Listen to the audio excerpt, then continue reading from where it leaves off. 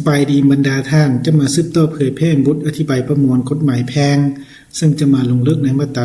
98ผู้มีสิทธิห้องขอให้ประกาศว่าบุคคลใดหนึ่งเป็นผู้เสียชีวิตนะผู้มีสิทธิห้องขอให้ประกาศว่าบุคคลใดหนึ่งเป็นผู้เสียชีวิตแม่นบุคคลและการจัดตั้งตามที่ได้กำหนดไว้ในมาตรา93ของประมวลกฎหมายฉบับนี้นะ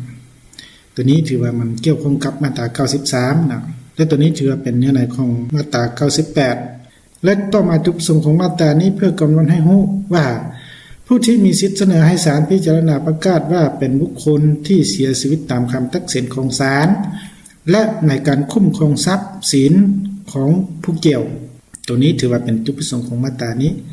และต่อมาตัวอย่างนะเพิ่นว่าให้เบิ่งตัวอย่างในมาตรา93ของบทอธิบายประมวลกฎหมายแพ่งนะแสดงว่ามาตรา98ตัวนี้มันสอดคล้องกับมาตรา93นะ